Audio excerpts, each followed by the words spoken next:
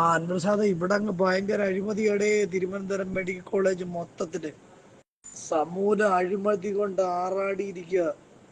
Thiruvananthapuram medical college ഒരു മനുഷ്യൻ വന്ന് എന്തെങ്കിലും ചോദിച്ചു കഴിഞ്ഞാൽ ആ ഹോസ്പിറ്റലിനെ സംബന്ധിച്ച് എന്തെങ്കിലും ഡീറ്റെയിൽസോ എന്തെങ്കിലും അറിയേണ്ട കാര്യങ്ങൾ ചോദിച്ചു കഴിഞ്ഞാൽ ഒരക്ഷരം ശബ്ദിക്കത്തില്ല. ഏഹ് ആ ഒരക്ഷരം അവര് മറുപടി പറയത്തില്ല. നമ്മൾ യൂണിഫോം ഇട്ടിരിക്കുന്ന ഒരാളിനോട് നമ്മളൊരു കാര്യം നമ്മൾ അറിയാൻ വേണ്ടി ചോദിച്ചാല് നായ നോക്കുന്ന കണ്ണുകൊണ്ട് പോലും അവർ നോക്കാൻ ശ്രമിക്കത്തില്ല. ഒന്ന് തിരിഞ്ഞു പോലും നോക്കത്തില്ല. ഒരു മറുപടി പിന്നീടാകട്ടെ പറയത്ത് പോലും ഇല്ല. ഇവിടെ കൈക്കൂലിയുടെ ഏറ്റവും വലിയ ബഹളം.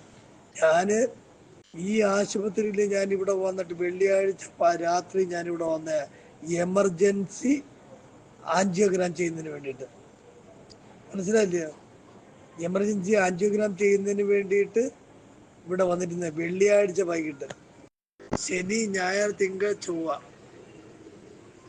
ബുധൻ, ഇന്ന് ബുധൻ, ഇന്ന് 6 ദിവസം തികയും എമർജൻസി ആയിട്ട് കിട്ടുന്നതിൽ വെച്ച് ഏറ്റവും വേഗം പോകുന്ന ആംബുലൻസ് പിടിച്ച് തിരുവനന്തപുരം മെഡിക്കൽ കോളേജിലേക്ക് പോകണമെന്നും പറഞ്ഞ് വിട്ട് എമർജൻസി ആയിട്ട് തിരുവനന്തപുരത്തേക്ക് പറഞ്ഞിട്ട് ഒരു പേഷ്യന്റ് അൻവർ സാദ ഞാൻ ഇന്ന് 5ാമത്തെ ദിവസം ഇവർ എൻ്റെ പേരിൽ കാണിക്കുന്ന ഈ നിരാലംബതയും ഈ ഉദാസീനതയും ഈ ഒരു കാര്യപ്രാപ്തി ഇല്ലായ്മ ഇത് എന്താണെന്ന് മനസ്സിലാവുന്നില്ല അൻവർ സാദ.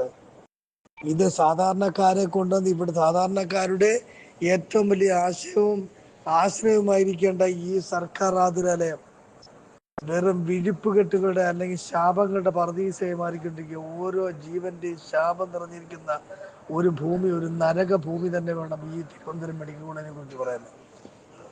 എന്തു അൻവർ സാദേ, ഞാൻ കറക്റ്റായിട്ട് അടിപിന്നകത്ത് വന്ന് വീണുപോയി, അത്രയേ ഉള്ളൂ. അടിപിന്നകത്ത് ഞാൻ